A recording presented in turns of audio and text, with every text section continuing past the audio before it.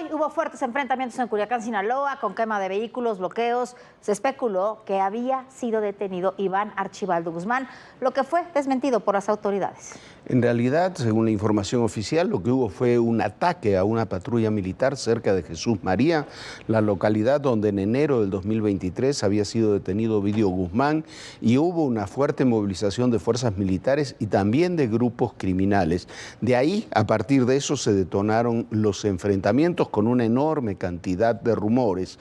Al mismo tiempo, horas antes, la Fiscalía General de la República había informado que vinculó a proceso a Ovidio Guzmán por participar, dicen, en el presunto secuestro del Mayo Zambada, pero aceptó al mismo tiempo que no tiene aún información alguna de los Estados Unidos sobre el tema y que no sabe qué ha sucedido con Ovidio Guzmán. Entonces uno se pregunta, ¿por qué lo vincularon a proceso? ¿Con base en qué? Eso es lo que tiene que responder la Fiscalía.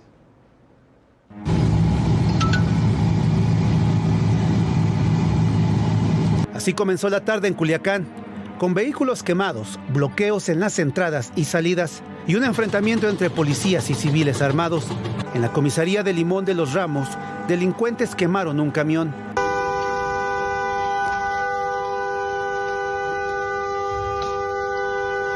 En la sindicatura de Costa Rica se reportaron detonaciones de arma de fuego y hubo alerta en el centro de Culiacán. Los comercios bajaron sus cortinas y enviaron a las personas a su casa. Las escuelas suspendieron clases presenciales en el turno vespertino. La información de medios locales comenzó a circular y en ese momento trascendió que los actos violentos habrían derivado de una posible detención de hombres cercanos a Iván Archibaldo Guzmán López, el Chapito, e incluso se hablaba de la captura del mismo Iván Archibaldo, líder de una de las facciones del cártel de Sinaloa. Sin embargo, la Sedena negó la información, aclaró que no hubo detenciones. La Secretaría de Seguridad de Sinaloa confirmó que personal militar sufrió un ataque en el ejido Peñasco. Y el gobernador de Sinaloa, Rubén Rocha Moya, dijo que tras la agresión realizaron un despliegue coordinado con la participación de los 3 niveles de gobierno.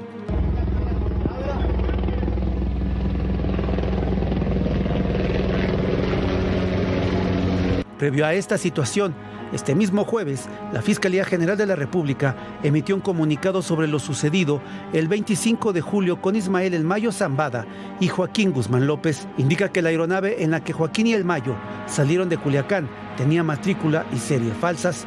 Según la indagatoria, esta avioneta tuvo varios cambios de matrícula desde 2019, que la original fue de Estados Unidos, después la dieron de alta con una matrícula colombiana y en 2021 obtuvo otra en Estados Unidos que no coincide con la que estaba sobrepuesta. Además, la Fiscalía General de la República vincula lo ocurrido con la situación legal de Ovidio Guzmán, hermano de Joaquín. Y es que el 23 de julio, 2 días antes del supuesto secuestro del Mayo por parte de Joaquín Guzmán, el Buró Federal de Prisiones de Estados Unidos reportaba como liberado a El Ratón. Indicó que hasta el momento se desconoce su estatus actual y su ubicación, que hasta el momento el gobierno mexicano no ha tenido respuesta de su par estadounidense en cuanto a las solicitudes que ha hecho vía asistencia jurídica y vía Interpol de la información sobre las irregularidades del avión y el vuelo, mientras que en nuestro país, por el homicidio de Héctor Cuen, es rector de la Universidad Autónoma de Sinaloa, la FGR citará a los servidores públicos de la Fiscalía de Sinaloa, incluyendo a policías y peritos que hayan intervenido en las diligencias. Mire, hay 2 cosas en esto. Los enfrentamientos en Culiacán fueron durísimos a partir de hoy y demuestran el grado de nerviosismo que existe en Sinaloa, a pesar de que se dice que no ha habido explosiones desde aquel 25 de julio en que terminaron detenidos en Estados Unidos El Mayo y El Chapito. Lo cierto es que hoy sí hubo una explosión de violencia con todos estos rumores. Falta también mucha información. La información que se ha dado es la que le acabamos de dar, del enfrentamiento con una patrulla militar, y a partir de ahí se derivaron, dicen, los enfrentamientos. El otro tema es lo que hace la Fiscalía General de la República. En realidad no dice nada nuevo la Fiscalía. dice que tuvieron un predio, una casa o un rancho donde se dieron los hechos, según relató el Mayo Zambada. No nos dicen de quién es ese predio, de quién es el dueño, por qué estuvieron ahí, si realmente los hechos fueron así, si hay pruebas documentales de lo que se dice o se están basando solamente en lo que dice el abogado, porque eso hasta ahora es lo que sabemos, lo que difundió el abogado del Mayo Zambada con aquella carta hace ya 2 o 3 semanas. Eso es lo único que sabemos. Tampoco sabemos el grado de penetración que citan a declarar a los de la fiscalía, es lo menos que pueden hacer. Hombre, se adulteró un video y se informó sobre un asesinato importantísimo, además porque tiene relación con todo esto, y no hay un solo acusado. Y ya ha pasado un mes y prácticamente una semana. Entonces, hay muchas más preguntas. La Fiscalía, por lo que sabemos, sabe muy poco. Los Estados Unidos han pasado ya estos 35, 36 días desde que ocurrieron los hechos y sigue sin informar absolutamente nada, y le aseguro que no va a llegar ninguna información de fondo, porque esto es una operación de inteligencia, y cuando hay operaciones de inteligencia no se divulgan sus contenidos. Pues no, bueno, y mientras tanto, aquí en México hay más asesinatos en Naucalpan. Van 10 en apenas 2 semanas en un cinturón conurbado donde la violencia crece día con día. Y súmele usted los secuestros masivos que se están dando en la carretera Puebla, ahí en la zona de Chalco. Es la colonia de San Antonio Xomeyucan, en Naucalpan, Estado de México, donde a las 4 de la mañana abandonaron el cuerpo de un hombre de aproximadamente 30 años. Y fue 2 horas después que vecinos se percataron y levantaron el reporte. La víctima estaba desnuda y presentaba huellas de tortura. Hasta el momento no ha sido identificada. Este es el 10º cuerpo encontrado en el municipio en 2 semanas. Apenas el 20 de agosto, el conductor de una camioneta fue baleado dentro de su vehículo en la colonia Miramar. El 15 de agosto, en la misma colonia de San Antonio Xomeyucan, asesinaron en el patio de una casa a 3 hombres. Y en la colonia de San Esteban hubo un enfrentamiento armado donde 5 hombres murieron. Naucalpan es el 3er municipio más inseguro del país y a nivel estatal. Ocupa el primer lugar de acuerdo con la más reciente encuesta nacional de seguridad pública del INEGI. Al otro extremo de la entidad mexiquense, en Chalco, también se vive la inseguridad. Solo en el primer trimestre de este año reportaron 50 asesinatos en Valle de Chalco por robos, extorsiones y asaltos. Los vecinos indican que en repetidas ocasiones han denunciado los problemas de inseguridad que se extienden hasta la carretera México-Puebla, donde constantemente hay asaltos. Incluso, en mayo pasado, choferes de camiones privados, transportistas y vecinos realizaron un bloqueo en esa carretera exigiendo el refuerzo de seguridad. Sin embargo, los ladrones siguen haciendo de las suyas, como ocurrió apenas este lunes, cuando la diputada federal del PRI, Blanca Alcalá, sufrió un secuestro express. Iba con su chofer y un asistente. A la altura de Chalco, fueron interceptados por un grupo armado que les exigió sus tarjetas de crédito y débito. Después de 6 horas fueron liberados la madrugada de este martes 27 de agosto. Bueno, lo que está pasando en todo el cinturón conurbado, porque es en todo el cinturón conurbado de la Ciudad de México, es preocupante. Lo que ocurre en Naucalpan, donde hay una crisis de seguridad real, o lo que ocurre en esta zona de Chalco, en la autopista que va a Puebla. Es preocupante lo de Blanca Alcalá, por supuesto, pero dentro del testimonio de Blanca, ella insiste, como está comprobado que viene ocurriendo, que no era solamente ella la persona secuestrada, que había varias personas secuestradas a las que le estaban vaciando tarjetas, robándole, amenazándolos simultáneamente. Estamos en una situación que comienza a recordar lo que ocurría en los años 90 en Colombia con los secuestros masivos. Estos son secuestros express para robar. En Colombia eso comenzó así y se terminó transformándose en secuestros. Agarraban, cerraban una carretera, se llevaban todo un grupo de gente, veían quién era secuestrable y quién no, y quedaban secuestrados hasta que pagaran un rescate.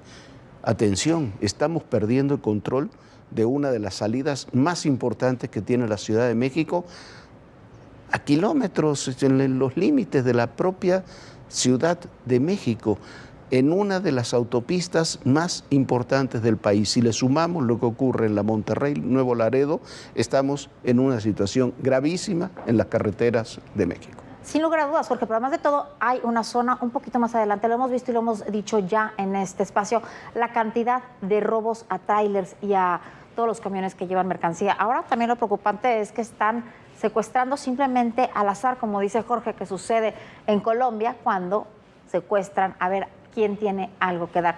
Es gravísimo que no se pueda circular libremente en nuestro país y que no podamos ir de la Ciudad de México a Puebla. Imagínese usted nada más lo que es eso, Jorge. Sí, eso es lo que está viendo. Chalco, por otra parte, es una suma de tragedias. Se sigue inundando cada día más, Ecatepec también. Es una tragedia absoluta. Vamos a otro tema. En Chiapas fue atacada una clínica privada por al menos 15 hombres armados, mientras que en Michoacán hubo enfrentamientos entre grupos criminales y hace unos días usaron drones para atacar una base policial, al tiempo que se refuerza la alianza que siempre existió ahí en Michoacán del grupo criminal de los Viagras con el cártel Jalisco Nueva Generación contra los cárteles unidos, donde participa la nueva familia michoacana y que están aliados con el cártel de Sinaloa. La violencia en Michoacán recrudece. Esta mañana hubo balacera sobre la carretera que comunica con Jilotlán en el municipio de Tepalcatepec. Autoridades locales también sufrieron ataques armados con explosivos. Es parte de la disputa que mantiene el grupo de los Viagra en alianza con el cártel Jalisco Nueva Generación contra Cárteles Unidos. Esta unión incluso se hace llamar Cártel Michoacán Nueva Generación y sus ataques incluyen vehículos blindados y llegan a los límites con el estado de Jalisco. Este mismo día, los grupos criminales realizaron bloqueos carreteros en Apatzingán, Tepalcatepec y se extendieron hasta el municipio de Buenavista, donde reportan actos violentos desde el martes. Hace 2 días, grupos criminales atacaron la base de la Policía Municipal de Buenavista. Y este jueves, autoridades estatales y federales desmantelaron un taller clandestino de fabricación de explosivos ahí mismo en Buenavista. De acuerdo con medios locales, estaría vinculado al cártel de los Viagra. Los materiales asegurados eran utilizados para hacer minas terrestres, granadas de mano y drones armados. Ante el panorama de violencia, habitantes informaron sobre el cierre de negocios y la suspensión de transporte público de manera intermitente. Situación similar se vive en Chiapas.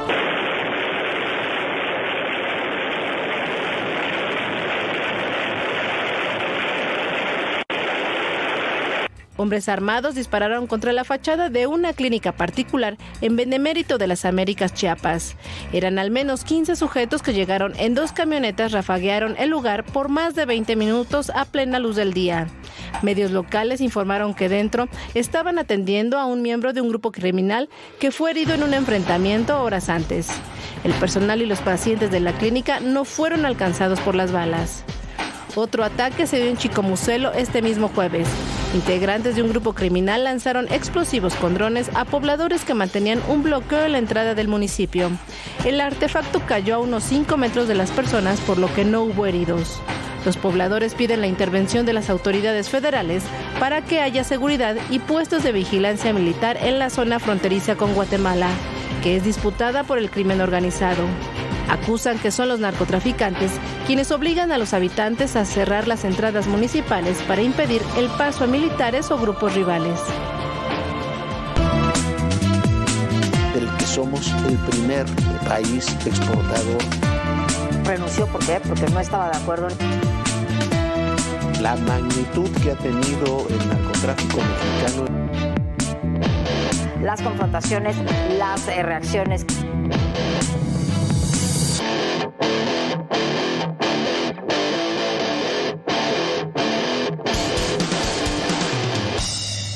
Y el conflicto por la reforma del Poder Judicial se acrecienta y se torna cada día más duro. Nadie hace un intento para negociar absolutamente nada en el Congreso y avanza esta reforma. En las calles los trabajadores exhiben su fuerza. Y al mismo tiempo hoy fueron cerrados los accesos a la Suprema Corte de Justicia de la Nación. Solo se le permitió la entrada a los ministros mientras siguen las movilizaciones y se adhieren otros grupos, entre ellos estudiantes de derechos que plantean realizar una manifestación conjunta con los trabajadores en los próximos días. Señores ministros de la Suprema Corte de Justicia de la Nación, los necesitamos. La única manera de llamar la atención es que se pronuncien respecto a esta actividad. Las protestas de trabajadores del Poder Judicial de la Federación contra la iniciativa de la reforma judicial llegaron este jueves a la Suprema Corte de Justicia de la Nación. Buscaron que magistrados de la Suprema Corte se posicionaran en torno a la movilización. Desde temprano tomaron de manera simbólica los accesos, hicieron una cadena humana. Minutos después de las 8 de la mañana ingresó la ministra presidenta Norma Lucía Piña Hernández. No está sola, Norma Piña, no está sola, Norma Piña, no está sola. El Poder Judicial no va a caer, no va a caer. Poco a poco llegaron el resto de los ministros. En el caso de los ministros Javier Lainez Potisek y Margarita Ríos Farjat, descendieron de sus vehículos y entraron caminando a la Suprema Corte. Magistrados afuera manifestaban su rechazo a la reforma. Estamos anteponiendo un sistema que privilegiaba el mérito y la capacidad por otro y ahora busca la suerte y la popularidad. No lo vamos a permitir. El Poder Judicial no va a caer. Tenemos que defender esto. Todavía no termina. Al interior se mantuvo una reunión privada de ministros. Pasada la 1 de la tarde, fuentes de la Suprema Corte de Justicia de la Nación notificaron que no se acordó suspender labores como consecuencia de las protestas, ya que no existe base legal para el paro de actividades, un pliego petitorio, un emplazamiento o una demanda laboral fundada. Ante esta situación, la ministra presidenta Norma Piña Hernández planteó únicamente que el día de hoy se declarara día inhábil, para efectos que no corran términos legales para los asuntos radicados en el máximo tribunal. El Pleno de Ministros quedó citado para el lunes próximo a la sesión ordinaria de costumbre. Los trabajadores aseguran que de aprobarse la reforma judicial se verían severamente afectados y confían en que la propuesta no avance. Creo que todavía hace falta el poder realmente dialogar con los legisladores, el poder acercarnos, poder entrar con ellos y sentarnos en una mesa real de debate y de propuesta. En el dictamen de la Comisión de Puntos Constitucionales pusieron la figura de jueces sin rostro. Básicamente, ¿qué significa esto? Tú nunca vas a saber quién es el juez que te juzgó, no vas a saber cómo se llama, cómo llegó ahí, quién lo nombró, cuál es su preparación. Y eso, sumado a la otra propuesta de prisión preventiva oficiosa sin justificación para una cantidad enorme de delitos, pues básicamente deja a las personas en un estado de indefensión total. Definitivamente la eliminación de la carrera judicial. Hay compañeros, jueces, magistrados que están ahí por méritos propios, nadie les ha dado nada. Son muchos años de preparación. Todos los que entramos al Poder Judicial soñamos con llegar a ser jueces o magistrados y solo es preparándonos mediante concursos de oposición y no hacerlo así, representar a alguien, a algún ideal o a un partido, se perdería la independencia. Así que los trabajadores advirtieron que las movilizaciones continuarán en los próximos días. Para ADN 40, Karen Ortega, Fuerza Informativa Azteca. Y mientras tanto, en el ámbito internacional siguen las advertencias. Hoy fue el presidente del Comité de Asuntos Exteriores de la Cámara de Representantes de los Estados Unidos quien le advirtió al gobierno mexicano que si sigue con la reforma, México se encarrilará negativamente a la negociación del TEMEC para el 2026. Pero para avivar el fuego, China, que quiere asentarse firmemente en México, apoyó a López Obrador y dijo que Estados Unidos debe acabar con su actitud injerencista en México. El tema China es uno de los grandes puntos de disputa entre México, Estados Unidos y Canadá. La reforma al Poder Judicial en México sigue generando reacciones en el extranjero. El presidente del Comité de Relaciones Exteriores de la Cámara de Representantes de Estados Unidos, Michael McCaul, señaló las preocupaciones de su país por la democracia y las relaciones comerciales con México, en caso de aprobarse las reformas constitucionales propuestas por el presidente López Obrador. En una publicación en redes sociales, el legislador dijo que estas iniciativas podrían representar un retroceso de años en las relaciones de ambos países. Además, advirtió que las reformas podrían afectar el proceso de revisión del Tratado Comercial México-Estados Unidos-Canadá, el TEMEC, previsto para 2026. Finalmente, hizo un llamado a revisar la propuesta de reforma para evitar afectaciones en la relación bilateral. Esta postura se suma a la de un grupo de senadores estadounidenses que manifestaron su profunda preocupación por la reforma que, a su consideración, socavaría la independencia judicial y pondría en peligro los intereses económicos entre ambos países. El diario estadounidense The New York Times publicó un artículo donde critica el rediseño del Poder Judicial propuesto por el presidente López Obrador. El texto, escrito por Simón Romero y Paulina Villegas, señala que el drástico ajuste se dará pese a las críticas que advierten que la reforma podría poner en peligro la democracia y el Estado de Derecho de la nación.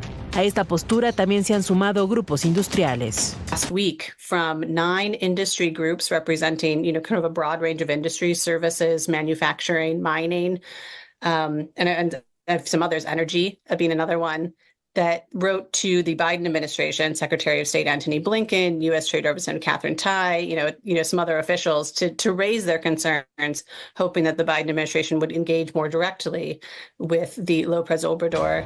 Y mientras diversos sectores de la Unión Americana expresan su incertidumbre por la reforma judicial, China aparece en la escena y deja en claro su apoyo al gobierno de México.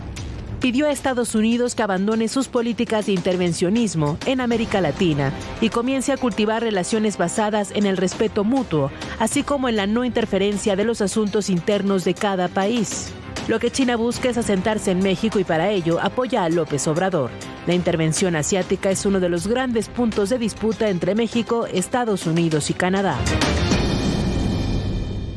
Este es como decimos, uno de los grandes puntos de conflicto. El tema China, las inversiones, por eso la preocupación también por la reforma judicial, por lo que puede implicar en este sentido.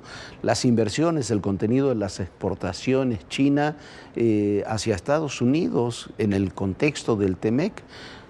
China podrá apoyar al presidente López Obrador, pero lo cierto es que China nos vende 10 veces más de lo que nos compra, mientras que con Estados Unidos tenemos un enorme superávit comercial y el 80% de nuestro comercio exterior va hacia Estados Unidos. Este es un problema real. Todos los factores de poder de Estados Unidos, de Canadá, de la Unión Europea, la Corte Internacional de Justicia, han puesto la advertencia sobre las consecuencias que tendrá esta reforma. Las empresas sí se relocalizarán, el famoso nearshoring, pero se estarán estableciendo en Estados Unidos o en otros lugares.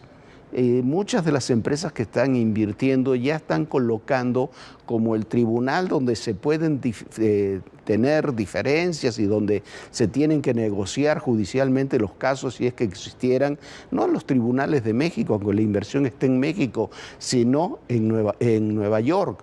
La renegociación del Tratado de Libre Comercio en 2026 es una realidad y comenzará en 2025. Mientras tanto, hay amenazas de aranceles muy fuertes, como los que ha puesto Canadá a las inversiones, a los automóviles chinos y al acero y al aluminio. Y después nos dice Claudia, que no ve por qué tiene que haber problemas. Pero peor, mucho peor, lo que dice el presidente López Obrador. Dice que esto no es un problema, que cualquiera, esos son literalmente lo que dice, cualquiera puede ser juez o ministro, que no hay mucho secreto en aplicar el derecho. ¿Para qué va a estudiar? ¿Para qué va a estudiar sus hijos derecho? ¿Para qué va a hacer una carrera judicial? Si cualquiera puede aplicar la ley. Ahí está, bueno, y hoy comenzaron a registrarse los diputados y senadores. Vea usted qué paradoja. 60 años después, cuando tanto hemos hablado y luchado por la transición democrática del país, hemos regresado al punto de partida. La conformación del Congreso es hoy muy similar a la que tuvo en su inicio en el gobierno de 1964, Gustavo Díaz Ordaz. Ahí están, el régimen autoritario en ciernes, porque eso es un régimen autoritario en ciernes. Cuando hay mayorías absolutas, en eso se transforma, y cuando vemos lo que está ocurriendo con la reforma judicial, en eso, ese es uno de sus reflejos. De alguna forma deberá legitimar si tendrá que abrir espacios, si no quiere caer como cayó Díaz Ordaz en la represión, si no quiere sufrir las mismas presiones sociales que tuvieron los últimos regímenes priistas de hegemonía absoluta. Y habrá un punto adicional que ya analizaremos en los próximos días.